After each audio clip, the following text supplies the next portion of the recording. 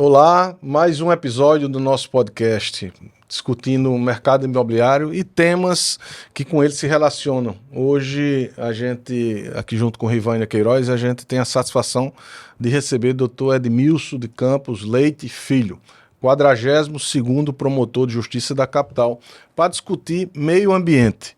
Meio ambiente é um tema, é um tema global, um tema que é extremamente sensível, mas de suma importância para quem quer pensar o desenvolvimento urbano, pensar a cidade, agir de acordo com o que a natureza espera de nós, seres humanos, enfim.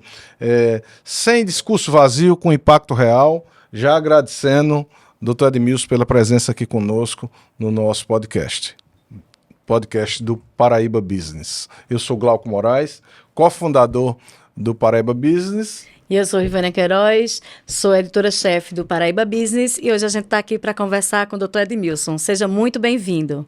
Obrigado a Glauco, a Rivânia pela receptividade. Já posso dizer que me sinto em casa aqui, porque de outras vezes já vim por aqui. E eu vejo com muita felicidade, com muito carinho, que vocês têm essa preocupação hoje em discutir a cidade, o meio ambiente, de uma forma geral, a vida dos cidadãos de João Pessoa, que é impactada tanto pelo meio ambiente, né? E que, por outro lado, também impacta o meio ambiente, né? Nós hoje somos uma cidade quase que com 1 milhão de habitantes, que durante o dia fica com 1 milhão, porque entram pessoas de outras cidades aqui vizinhas, né, conurbadas, e ultrapassa esse quantitativo. Sem contar que no final de semana também, nossa cidade, com felicidade, nós podemos dizer isso, foi descoberta já há alguns anos por um turismo principalmente regional, que de certa forma eleva o número de habitantes e que evidentemente gera impactos ambientais, tanto positivo como negativo, né? Evidentemente. E essa situação do turista que invadiu João Pessoa, e ele faz essa pergunta, ele já respondeu de certa forma, né? Do ponto de vista da sustentabilidade e do crescimento da cidade, impacta diretamente, como você já respondeu, o meio ambiente. Mas eu lhe pergunto, enquanto o Ministério Público, o senhor na condição de promotor, participa de decisões importantes que podem travar, impactar ou liberar empreendimentos imobiliários. Como é viver essa condição, viver no dia a dia, na sua labuta, saber que está, de uma forma ou de outra, por meio da sua atuação, influenciando no desenvolvimento urbano, na atuação indireta junto ao mercado imobiliário? Olha, Glauco, você sabe que nós temos uma legislação, um ordenamento jurídico ambiental bem complexo, né?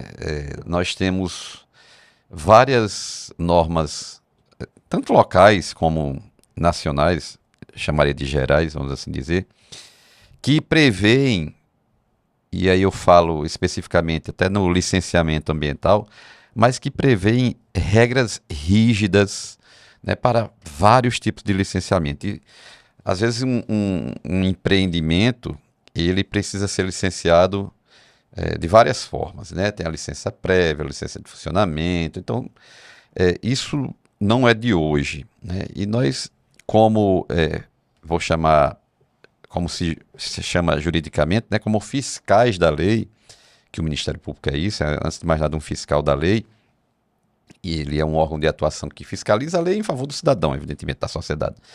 Ele deve fazer com que a lei seja cumprida. E, nesse sentido, nós temos sempre em vista que aquela atividade, toda atividade, melhor dizendo, ambiental, toda atividade econômica, toda atividade social, ela vai gerar um impacto ambiental. Umas mais, outras menos. Uma um dano maior, outra um dano menor. E muitas dessas atividades hoje, boa parte delas, elas precisam de um licenciamento ambiental.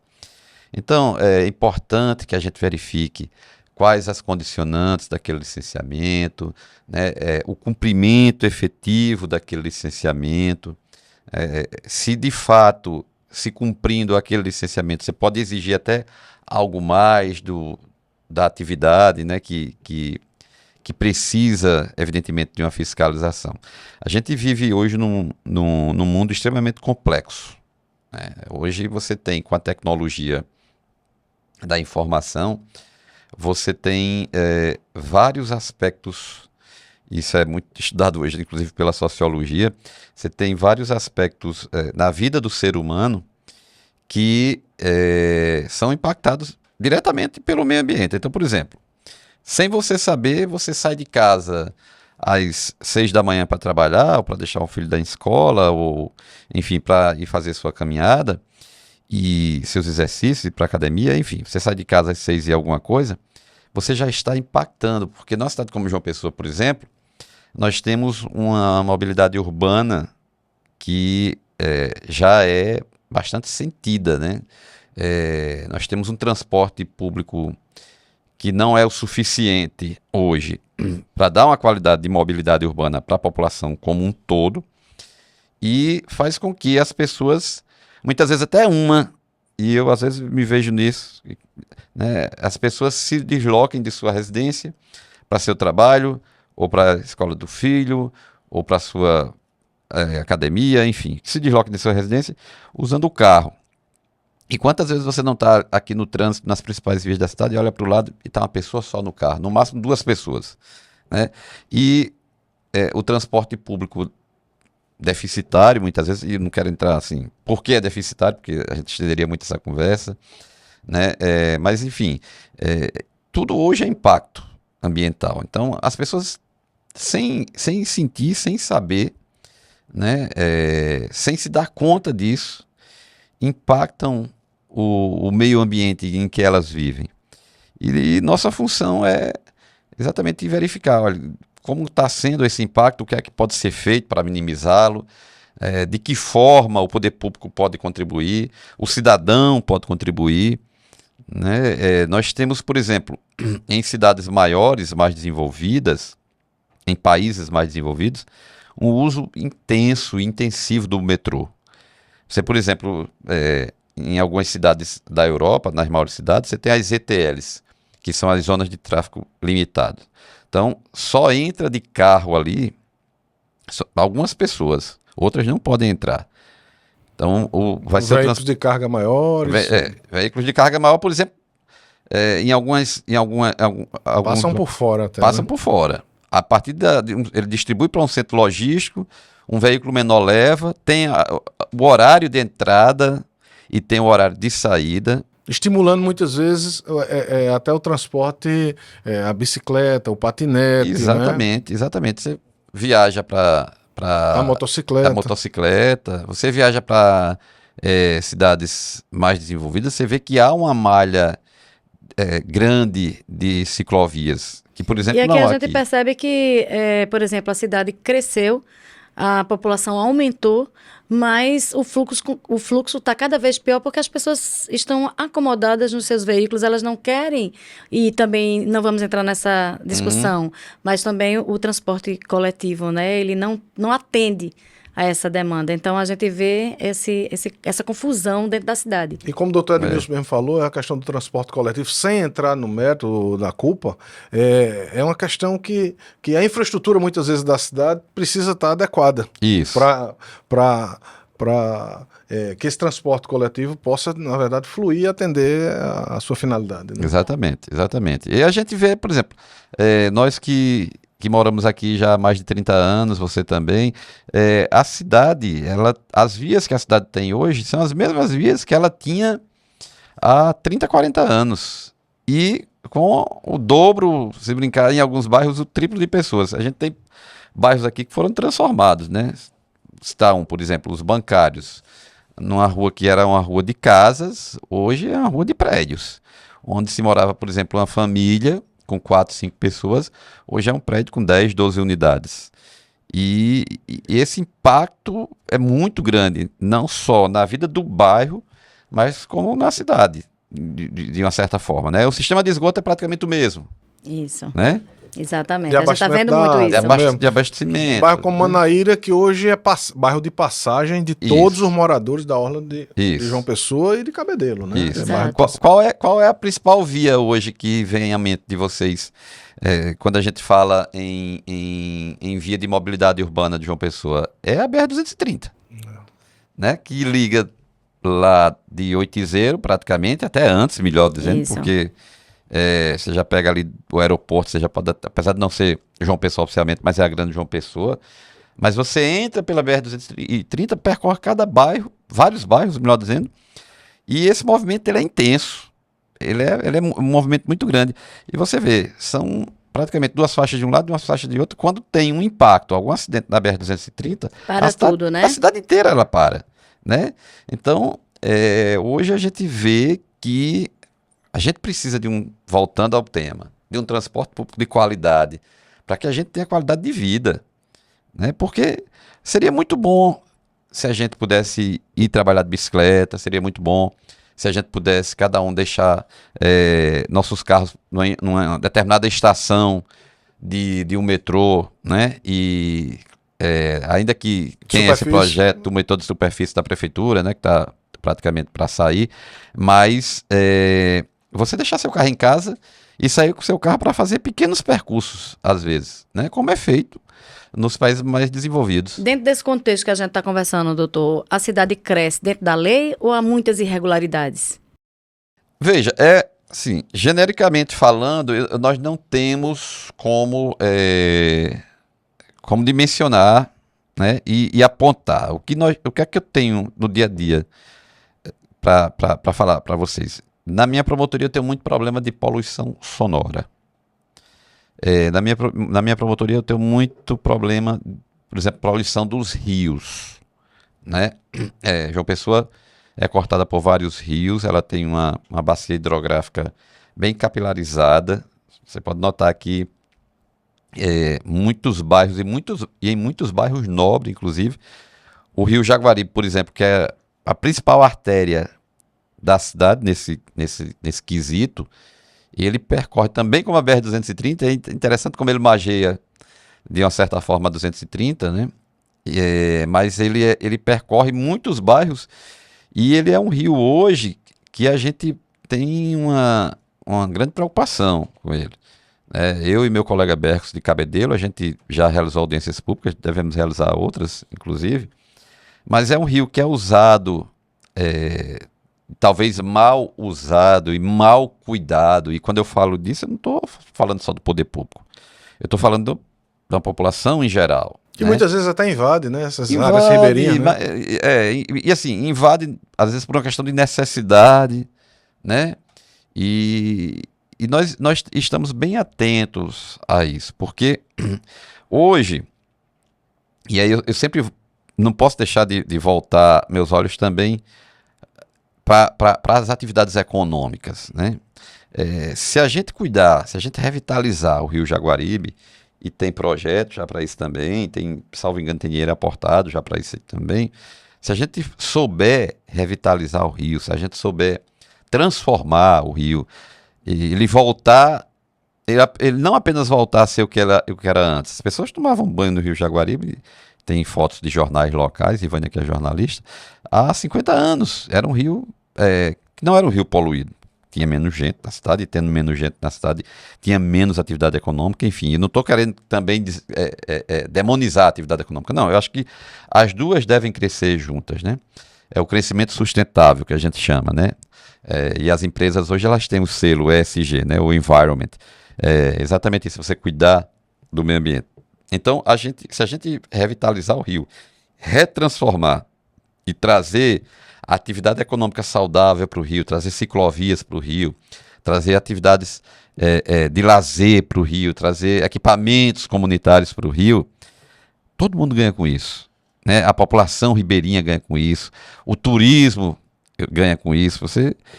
né? O que fica mais próximo para a gente, que a gente enxerga, principalmente quem mora ali perto da praia, né? O que a gente vê hoje, essa situação que está acontecendo, desse despejo de esgoto, inclusive nas Sim, praias, como sim, Cabo Branco, sim, como Manaíra, sim. Bessa.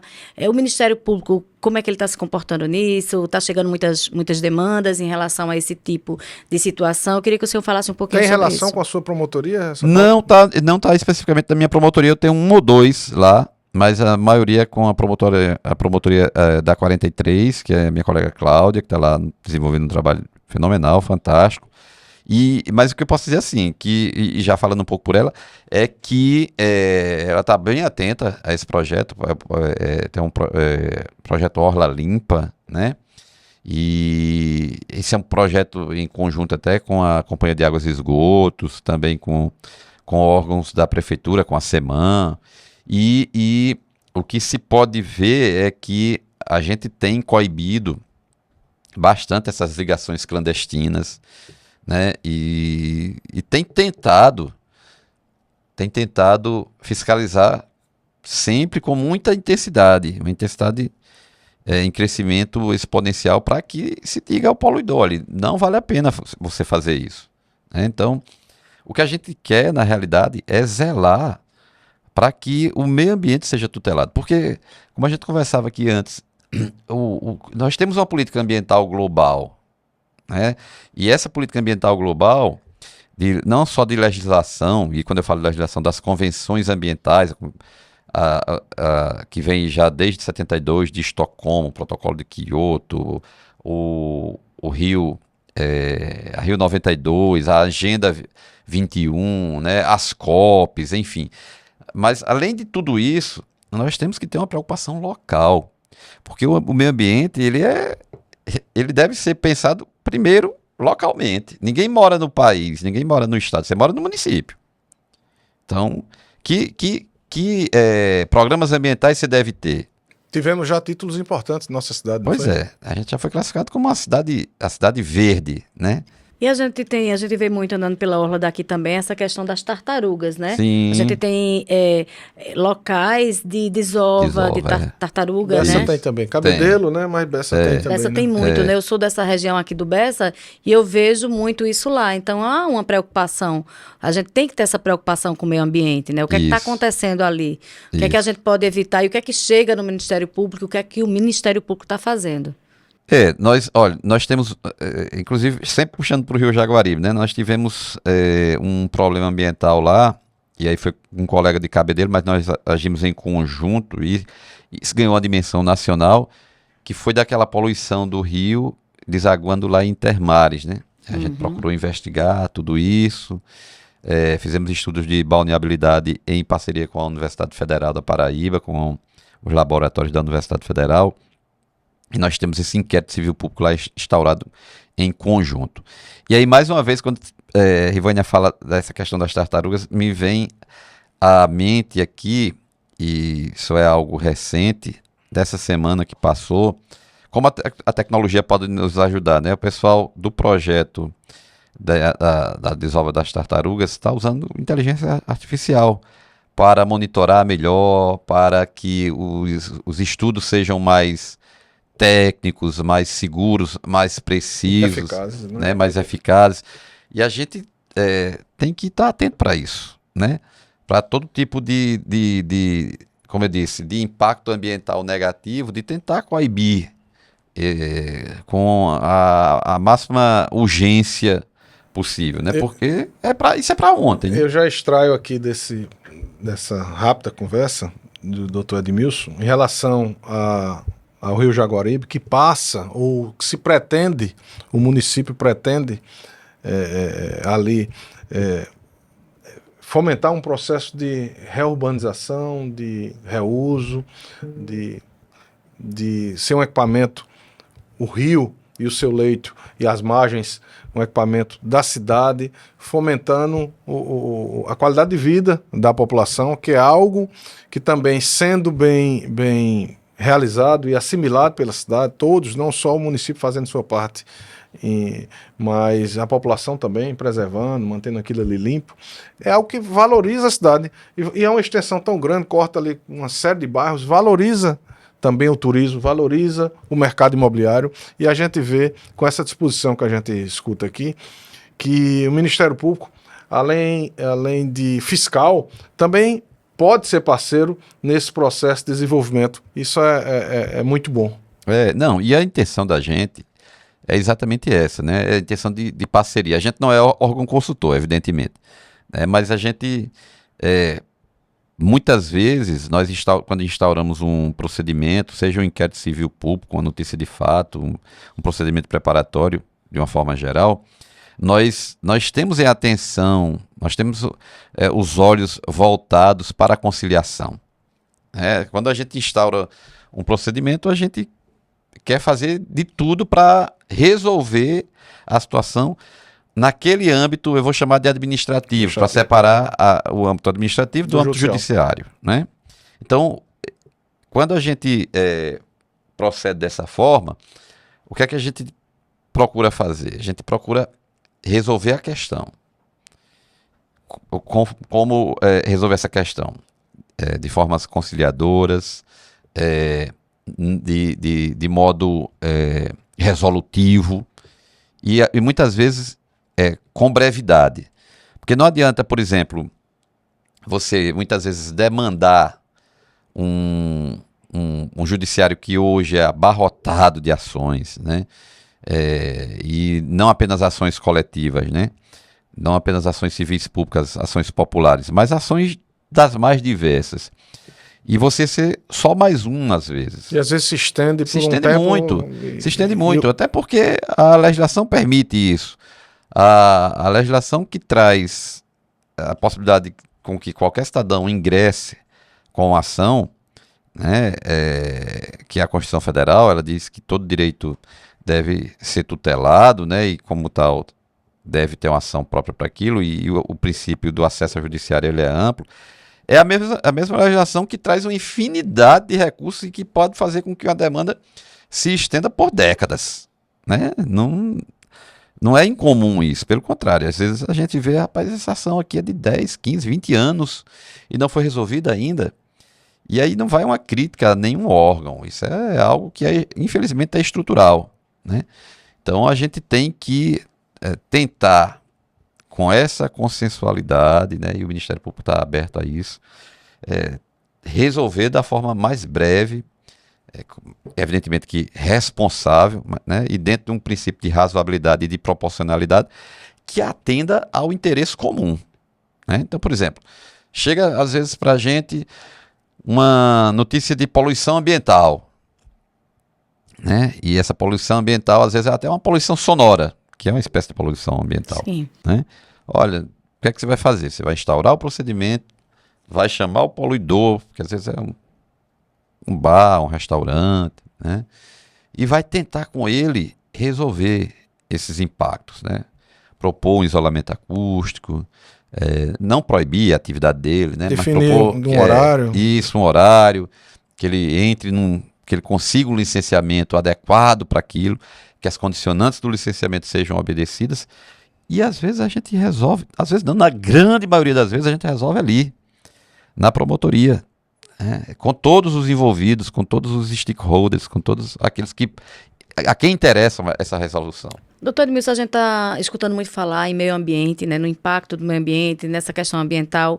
João Pessoa está aí, uma cidade em pleno crescimento, e a gente fala muito sobre esse tema é muito pertinente. Então, eu queria saber do senhor, tem algum caso concreto que o senhor poderia deixar aqui para a gente, de algum impacto na cidade, alguma atuação do Ministério Público? Tem alguma coisa recente que o senhor pudesse contribuir aqui com a gente com essa discussão? Rivânia, muito interessante essa questão. Eu tenho vários casos práticos, né, do dia a dia. Um mais recente é de um clube aqui da cidade. Não vou citar o nome, mas está aí, é só dar um Google que... E é um clube que procura se adaptar às normas hoje, né? Eles estão com um projeto de isolamento acústico lá, que será um projeto de isolamento, vou chamar de imóvel, porque o clube também é tombado pelo patrimônio histórico. E ele tem um motivo para esse tombamento. É um clube da década de 50, que quando foi construído, praticamente só existia ele na região, no bairro. E essa realidade se transformou.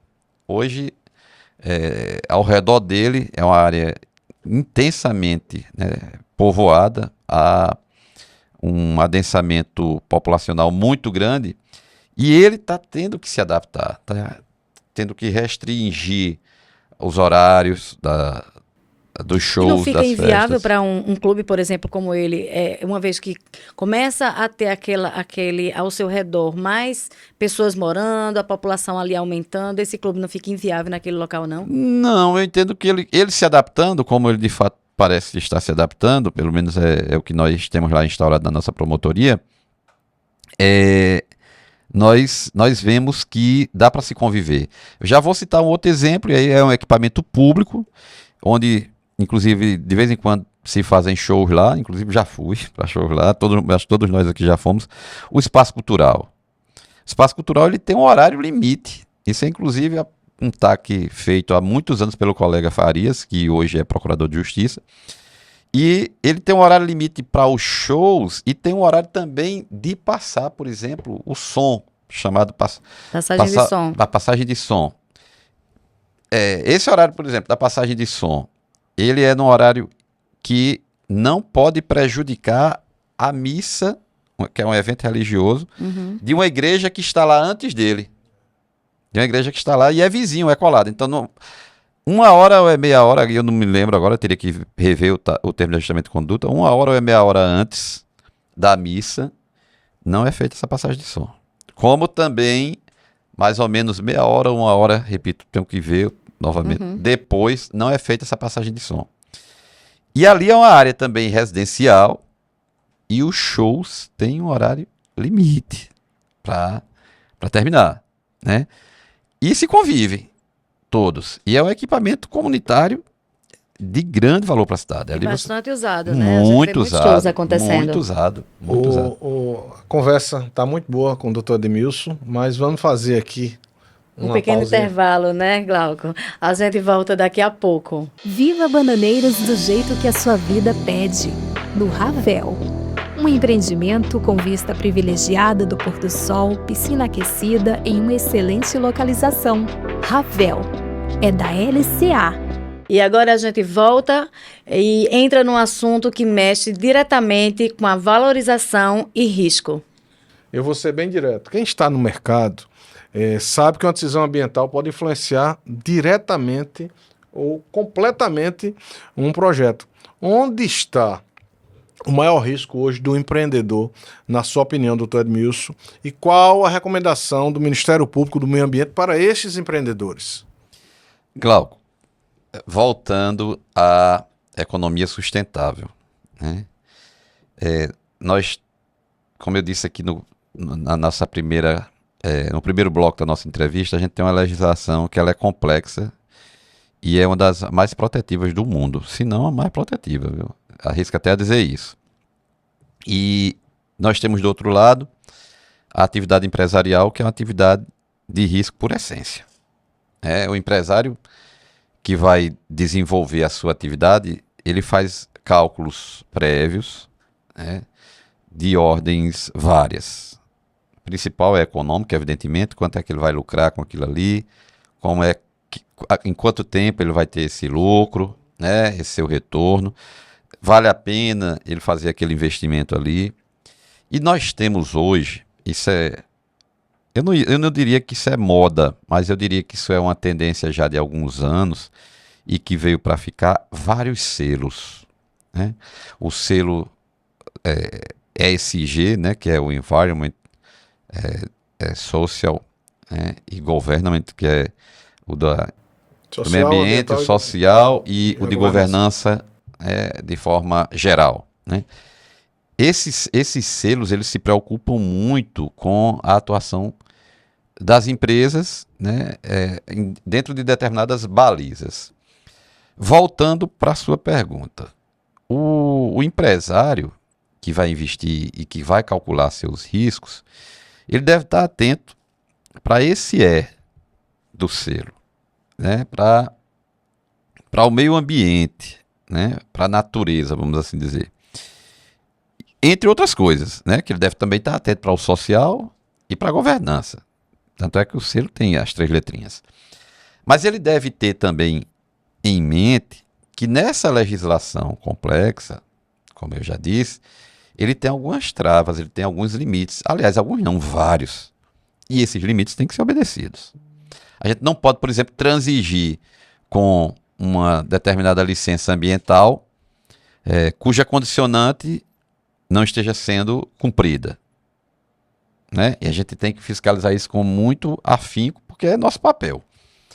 Mas a gente também, a gente não quer inviabilizar nenhuma atividade econômica, pelo contrário. Porque hoje a gente tem que ter essa convivência, a gente tem que ter essa simbiose da economia com o meio ambiente.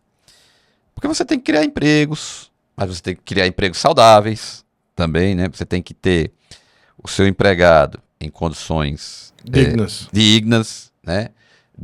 Não só de saúde e de uma forma geral, decentes. De locomoção, locomoção, salário decente, quer dizer, você não pode simplesmente dizer, eu vou aqui hoje construir um determinado empreendimento. Quando eu falo construir de uma forma geral, não estou voltando meus olhos para uma atividade específica, né?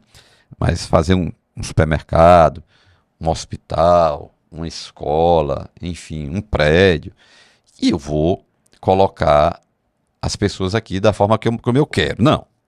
Né? Você tem que tratar com dignidade as pessoas, seus, vou chamar de parceiros, né? Os seus colaboradores, como é uma moda chamada de colaboradores. E a partir dali, né, a própria Constituição Federal, inclusive, ela prevê a distribuição de lucros e dividendos entre os trabalhadores. Né? Então, a partir dali, você criar um meio ambiente social, saudável. Né? Então, isso é algo que também nos preocupa.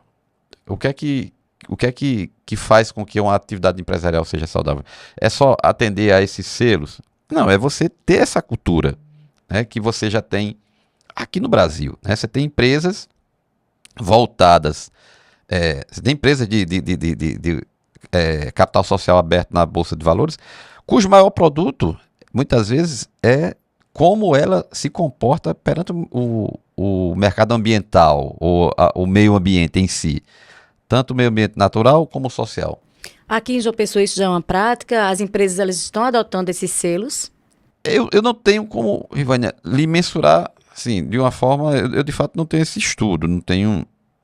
Eu acredito que no mundo inteiro elas estão se transformando. Sendo tendência, né? Mesmo. Né? Porque é algo que veio para ficar. Né? A gente não pode mais, como a gente disse aqui no primeiro momento da nossa conversa, no primeiro bloco, é um tema que ele não é só palpitante, ele é um tema atual e é um tema que já veio para ficar há muitos anos.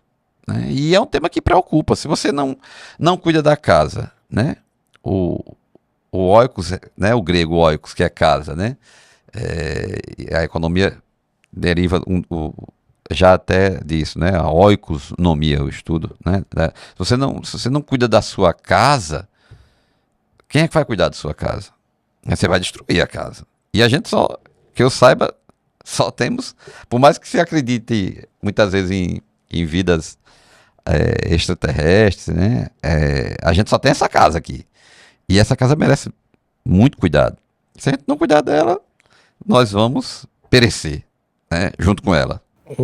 Doutor Edmilson, saindo um pouco da seara do Rio Jaguaribe, da Orla, de João Pessoa, enfim, e indo mais para o centro da cidade, a gente tem visto ao longo de vários anos um esforço coletivo de algumas gestões, pelo menos retóricas e mais retóricas, no sentido de valorizar, de revitalizar nosso centro histórico. Mais recentemente, e é de conhecimento de todos, que existe, por exemplo, por parte do município, o recurso, acho que da Aliança Francesa, salvo engano, para investir ali, transformar, contribuir com essa transformação. Assim como houve anúncio por parte do governo do estado, também junto com a prefeitura, da instalação de um hotel, de uma rede hoteleira portuguesa, Vila Galé, também lá no centro histórico. A gente sabe que é onde estão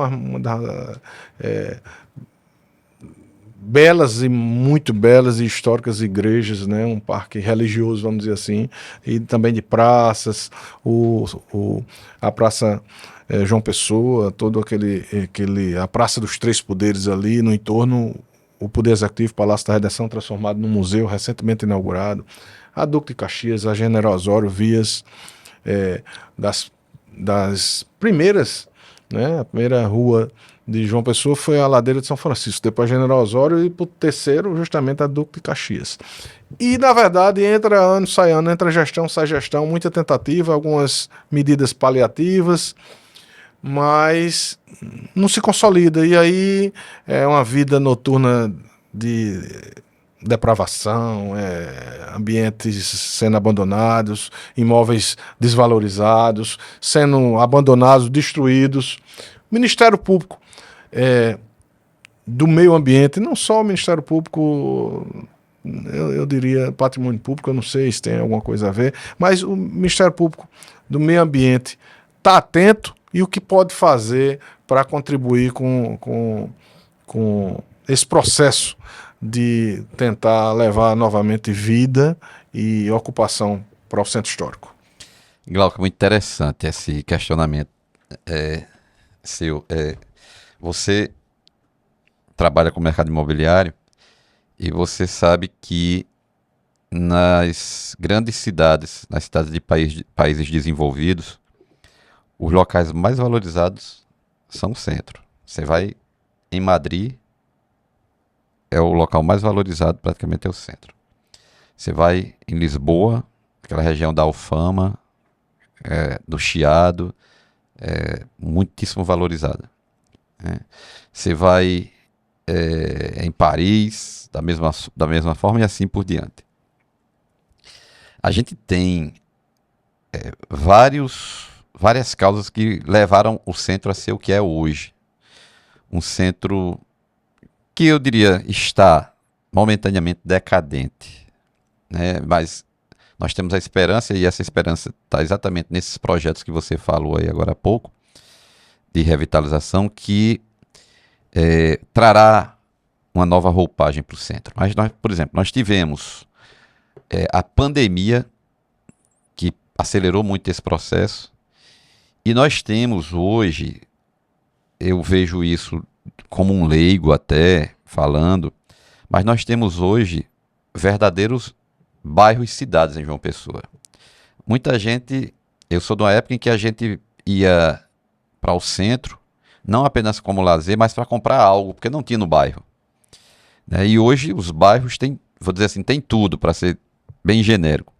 E além dos bairros, nós temos um fenômeno tecnológico que acentuou muito essa degradação do centro, que é a internet. Aí você diz assim, mas Deus, o que é que tem a ver a internet com isso? Hoje você compra muita coisa pela internet, da compra do supermercado local até, você coloca seu produto ali na prateleira do celular, há um livro que chega no outro dia, né? E nós temos uma livraria resistindo no centro isso, né? Há várias coisas, vários itens, há um vinho que chega pela internet e chega rápido, né? E nós, por outro lado, nós vemos esses projetos de revitalização como uma forma de socorrer o centro. A gente tem instaurado na nossa promotoria, salvo engano, 3 procedimentos específicos do centro histórico. E esses procedimentos, eles têm vários objetivos. Um deles ele transita com mobilidade e com a fiscalização efetiva de alguns bens históricos ali. Você cita muito bem, por exemplo, o casario que a gente tem ali e as igrejas, que são, uma delas é uma das mais antigas do Brasil, que é a Igreja de São Francisco, cujo complexo arquitetonicamente é belíssimo. Belíssimo. Né? E nós já temos ali quase 5 séculos naquele complexo, né? Mas nós temos esses procedimentos a um âmago de preservação. E essa preservação, ela só virá efetivamente com a ocupação ordenada. Então eu vejo, por exemplo, com muita alegria hoje, o que no que está se transformando a General Osório, que é uma rua hoje de restaurantes, de bares, de outras atividades econômicas, e que estava praticamente esquecida. Você vai hoje na General Osório, a hora que você passar lá, alguém está reformando um casarão daquele porque está colocando uma atividade econômica nova. Né? Você vai na Duque de Caxias também, já se inicia esse mesmo processo. Esse hotel, que é de uma rede hoteleira onde funcionava um colégio, que estava fechado, né? Com certeza também trará, e ele é na entrada ali do Complexo São Francisco, né?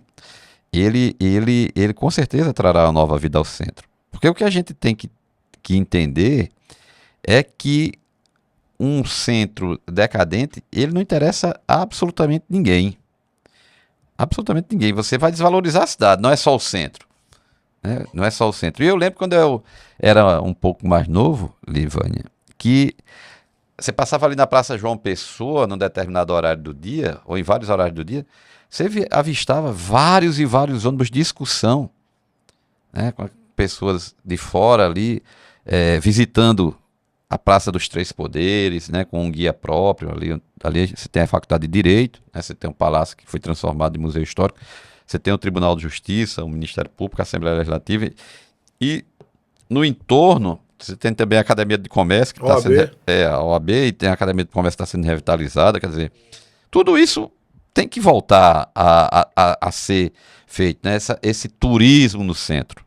Mas a gente fala também que, quando a gente está falando dessa questão do centro, dessa valorização, que existem alguns entraves ambientais, né, naquela região. Esses entraves, como é que a gente pode ver?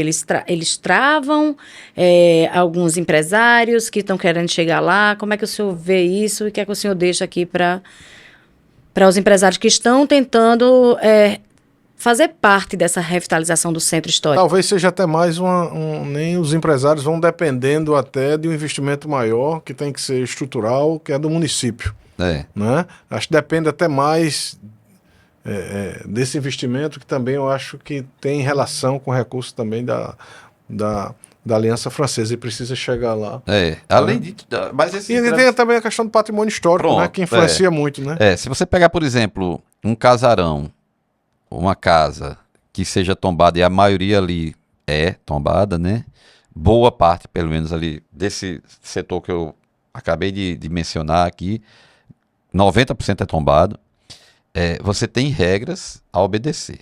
Né? Você tem, por exemplo, você não pode alterar a fachada, às vezes você não pode alterar até algumas coisas dentro do imóvel, dependendo de que imóvel seja. Né? Mas eu vou citar, por exemplo, a nossa associação hoje, a nossa sede da Associação do Ministério Público, ela é uma casa tombada, é uma casa do século passado, é uma casa de mais de 100 anos, é uma casa que pertenceu ao Barão do Abiaí,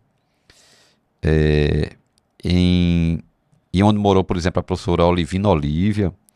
Então, tudo isso, ele faz parte de um processo de preservação que deve ser obedecido. Mas que também, de certa forma, valoriza aquele empreendimento, né? Exato. Mas nós estamos nessa casa, ocupando essa casa, há muitos anos. Eu diria que há mais de 40 anos. Né? Então, o que deve ser feito, como aqui toda atividade econômica, da forma como eu disse numa das questões aqui, numa das perguntas, é essa convivência econômica e ambiental. A pessoa que vai, por exemplo, explorar um determinado bar, um restaurante, e vai usar um casarão, né, ela vai colocar a cozinha dela num determinado local, sem mudar a fachada, ela não pode mudar a fachada, né? Ela vai precisar de uma licença própria, de um licenciamento próprio, ela vai precisar de uma autorização, muitas vezes do IFAM, do IFAEP, né? Ela vai precisar obedecer a regras mais rígidas. É diferenciado pela própria natureza do local, né? Exato. Então, é diferente, por exemplo, de você receber um imóvel que não é tombado e demolir esse imóvel e construir um novo imóvel ali para se adaptar às suas condições. Né? Você é que vai ter que se adaptar àquelas condições ali. De forma geral, a gente está construindo uma cidade sustentável ou a gente está empurrando esse problema para frente? Eu diria que a gente tem um desafio de construir uma cidade sustentável, um mundo sustentável. E eu diria que a gente não pode se dar o luxo de empurrar esse problema para frente. Veja, no momento em que essa pauta ela é cada vez mais presente, e ela é mais presente porque por uma necessidade. Não se faz uma COP ou não se faz um encontro, não se elabora uma convenção quadro, né, através da ONU, que trata de meio ambiente porque é só um tema bonito. Não, é porque há uma necessidade para isso, de cuidar dessa casa que é o planeta Terra, né? E essa necessidade, repito, ela parte da construção do cuidado com sua cidade, com seu bairro, com o entorno onde você mora. Hoje ficou claro que o crescimento da cidade não é só sobre construir, é sobre avaliar, sobre analisar conceitos, consequências e impactos. No nosso episódio de hoje, a gente trouxe o Dr. Edmilson Campos Leite, o qual a gente renova nossos agradecimentos, é uma das referências na instituição e junto aos seus pares pelo comprometimento que tem com o seu exercício, com a sua labuta e com a proteção do meio ambiente. Agradecer ao senhor Dr. Edmilson pela sua presença aqui conosco. Muito obrigada, doutor Edmilson. Venha mais vezes aqui à casa e a gente se despede aqui dizendo que, por favor, compartilhem esse episódio para que outras pessoas possam ter acesso a esse debate, né? Um debate tão importante como o meio ambiente. Até a próxima. Muito obrigado. Até a próxima.